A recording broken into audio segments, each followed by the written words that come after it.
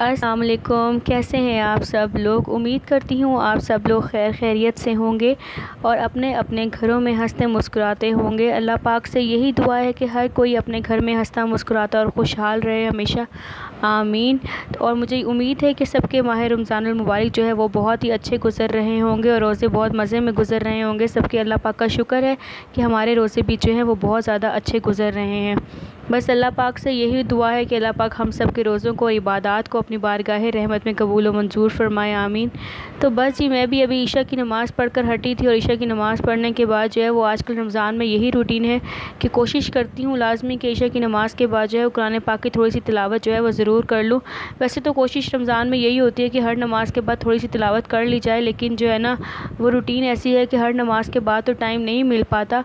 तो फिर कोशिश यही होती है कि हर नमाज़ के बाद ना सही तो फ़जर की नमाज़ के बाद और ईशा की नमाज़ के बाद जो है वो थोड़ी सी तिलावत जो है वो ज़रूर कर लूँ। तो बस मैं जो है वो अभी कुरान पाक की तिलावत करके हटी हूँ और अल्लाह पाक से दुआ है कि अल्लाह पाक जो है वो मेरी इस इबादत को अपनी बारगाह रहमत में कबूल व मंजूर फरमा ले, आमीन सुम्मा आमीन। और पानी की बोतल साथ में इसलिए रख कर बैठती हूँ कि सबको ही पता है कि ईशा की रोज़ा अफ्तार करने के बाद जो है वो प्यास की जो है वो इंतहा हो जाती है। बस यही दिल करता है कि हर थोड़ी थोड़ी देर के बाद ना वो पानी पीते रहें। और ईशा की नमाज़ पढ़ने के साथ में अपने साथ ना बोतल रख लेती हूँ और नमाज़ पढ़ते ही पढ़ते जो है वो 1 या 2 बोतलें जो है वो पानी की ख़त्म हो जाती हैं, इतनी प्यास लगती है। भूख का तो वैसे भी रोज़े में कोई एहसास होता ही नहीं है, मुझे तो कम से कम रोज़े में भूख बिल्कुल नहीं लगती, बस प्यास लगती है। नमाज़ पढ़कर हटी हूँ तो बस जी मैं अब यहाँ पर जो है वो कपड़े प्रेस करने लगी हूँ। और ये भी मेरी जो है वो रमज़ान की रोज़ाना की रूटीन है कि मैं नमाज़ पढ़ने के बाद और तिलावत करने के बाद जो है वो कपड़े वगैरह इस्त्री करती हूँ लाजमी रोज़ाना। क्योंकि आपको पता है जैसे सबको कि गर्मी का मौसम है, कराची में शदीद गर्मी पड़ रही है, तो कपड़े जो हैं वो रोज़ाना ही चेंज करने होते हैं। क्योंकि अगर एक दिन भी नहीं चेंज करो तो अपना आप ही ऐसा गंदा गंदा लगने लग जाता है, तो रोज़ चेंज करने होते हैं, तो फिर इस्त्री भी रोज़ाना ही करने पड़ते हैं। तो दिन में जो है वो रोज़े के साथ मुझे इस्त्री करना जो है वो बहुत मुश्किल लगता है। खैर रोज़े के साथ क्या, मुझे तो कपड़े इस्त्री करना वैसे ही दुनिया का मुश्किल तरीन काम लगता है। मैं कहती हूँ कोई मुझसे सारे घर के काम करवा ले, लेकिन ये जो इस्त्री करने वाला काम है ना कोई मुझे करके दे दे, लेकिन मजबूरी है कि अकेली हूँ तो खुद ही करने पड़ते हैं। तो बस मैंने इसलिए ना रमज़ान के बाद अफ्तारी के बाद का टाइम रखा हुआ है कि मैं अफ्तारी के बाद रोज़ाना एक एक 2-2 सूट जो है वो करके इस्त्री कर लेती हूँ। इस तरह मुझे भी आसानी हो जाती है और ना बर्डन भी नहीं पड़ता। एक साथ करना मुझे बहुत मुश्किल लगने लग जाता है। तो मैं कोशिश होती है कि जो है ना वो अपने और साजिद के कपड़े कम से कम 3-3 4-4 सूट जो है ना वो मेरे पड़े हुए हों, इस्त्री हुए हुए, ताकि अगर किसी दिन मेरा ना भी दिल करे अचानक से कहीं आना जाना भी पड़ जाए तो कपड़े जो है वो प्रेस होने चाहिए। और वैसे भी जो है लाइट का कभी भी कोई भी समझ नहीं आती, कभी किसी भी टाइम जो है ना वो धोखा दे जाती है। तो मुझे ये टाइम जो है ना वो सबसे बेस्ट लगता है इस तरह के सारे काम करने के लिए। मैं नमाज़ पढ़ने के बाद और तिलावत करने के बाद इस तरह के सारे वो काम जिनमें प्यास लगती है ना, ज़्यादा गर्मी लगती है और प्यास लगती है, वो सारे काम कोशिश करती हूँ कि रात को अफ्तारी के बाद जो है ना वो कर लूँ, ताकि मुझे सुबह के टाइम जो है ना वो परेशान ना होना पड़े और ज़्यादा में जो है ना रोज़ा ना लगे मुझे। तो मैं कोशिश करती हूँ कपड़े वगैरह भी इसी टाइम इस्त्री कर लेती हूँ, कपड़े संभालना रखना वगैरह, और उसको पूरे घर की जो है ना वो सफाई भी मैं इसी टाइम कर लेती हूँ। कमरों की सफाई वगैरह सारी झाड़ू पोछा इसी टाइम कर लेती हूँ। और सिर्फ एक किचन और गैलरी रहती है, क्योंकि किचन में सुबह सहरी बनानी होती है तो वो दोबारा पूरा गंदा हो जाता है। तो उसको छोड़ के जो है वो बाकी सारे घर की सफाई जो है वो मैं रात को करके सोती हूँ, ताकि सुबह परेशानी ना हो। और सुबह सहरी बनाने के बाद सिर्फ़ और सिर्फ मुझे किचन करना होता है, तो वो मैं सहरी बनाते सारी जो है वो किचन वगैरह भी साफ़ कर लेती हूँ। उसके बाद ना जो है फिर सहरी करने बैठती हूँ। तो ये मेरी जो है वो आज से नहीं, कोई हमेशा शुरू से ना मेरी रमज़ान शादी के बाद से रमज़ान की मेरी यही सेम रूटीन रही है। शादी से पहले तो खैर फ़िक्र ही नहीं होती थी कि कोई काम करना भी होता है। हर लड़की का मेरे ख्याल में यही हाल होता है। और मैं जो हूँ वो अपना काम अभी कर ही रही थी कि साजिद जो है वो तरावियाँ पढ़ कर आ गए हैं। और मैंने अपनी रूटीन तो आप लोगों के साथ शेयर कर ही दी है कि जो है वो मैं नमाज़ पढ़ने के बाद और तिलावत करने के बाद रमज़ान में क्या करती हूँ। और साजिद की रूटीन में बताती चलूँ कि इस टाइम जो है तरावियाँ पढ़ने आने के बाद साजिद का जो काम होता है वो जो है वो आते ही लैपटॉप जो है वो लगा कर बैठ जाते हैं और सारे कमेंट्स का रिप्लाई करना और वीडियोज़ वॉच करना और एल्विस अटेंड करना, ये काम जो है वो साजिद का होता है। हम जो है घर के कामों की तरह वाईटी का काम भी जो है वो दोनों मिलजुल कर करते हैं। मेरा काम सिर्फ वीडियो को एडिट करना और अपलोडिंग करना है, उसके बाद मुझे नहीं पता कि क्या करना है क्या नहीं करना।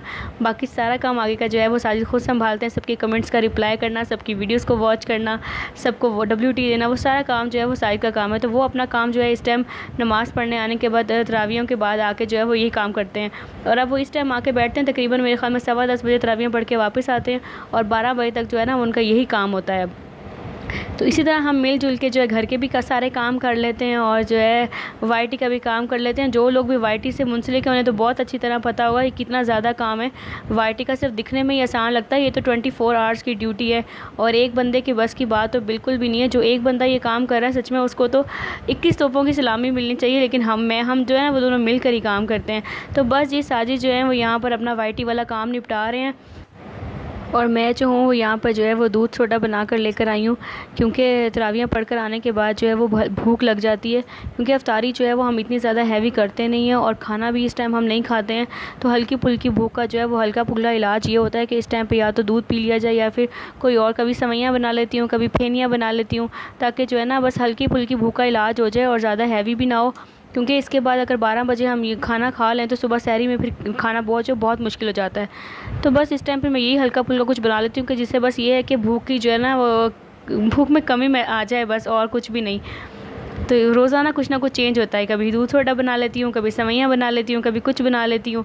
तो बस आज जो है वो दूध सोडे की बारी थी, तो अभी यहाँ पर हम जो है वो दूध सोडा इंजॉय कर रहे हैं।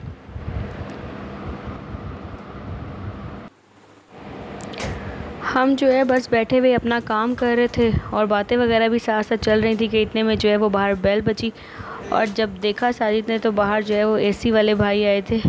एसी वाले भाई का मतलब है एसी ठीक करने वाले भाई आए थे। असल में हुआ ये कि जैसे सबको ही पता है, एक कराची वालों को तो बेचारे भुगत रहे हैं ना, लेकिन जो बाहर कराची से बाहर रहते हैं उनको भी न्यूज़ के ज़रिए तो पता चलता ही रहता होगा कि कराची जो है वो कितनी शदीद गर्मी की जद में आया हुआ है। तो बस जी पहले तो हमने जो है वो इतने दिन तक अवॉइड किया, बर्दाश्त करते रहे कि एसी जो है वो ना ही चलाएं, क्योंकि एसी में सोने से जो ना वो इंतहा की सुस्ती हो जाती है और मैं नहीं चाहती थी कि रमज़ान जो है वो सुस्ती में गुजर जाए।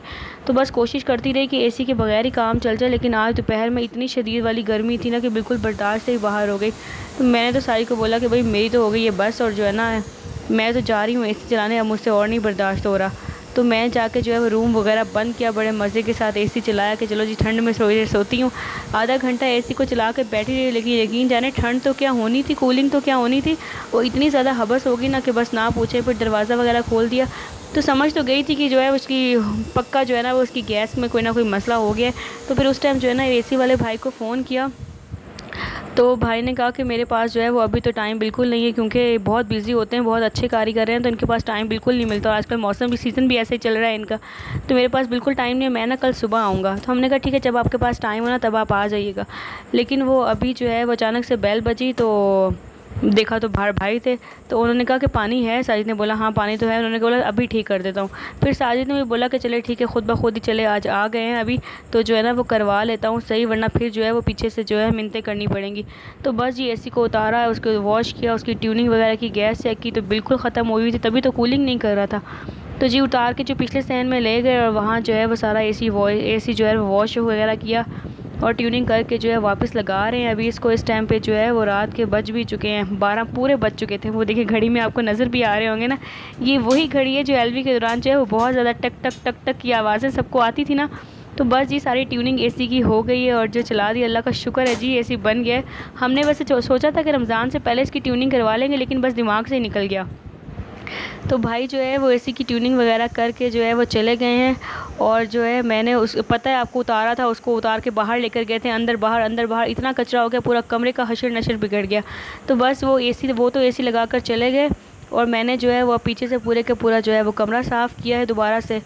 और बस हो गई 12:30 बजे से भी ऊपर का टाइम हो गया, सोना भी है, सुबह सहरी में जागना भी है। तो मैं तो जो है ना वो अपना व्लॉग बस अब यहीं पे फिनिश करने जा रही हूँ। अगर आपको अच्छा लगा होगा तो प्लीज़ लाइक कीजिएगा, कमेंट कीजिएगा, चैनल को सब्सक्राइब कर दीजिएगा। मिलते हैं किसी नए व्लॉग में इंशाअल्लाह। अल्लाह हाफिज़।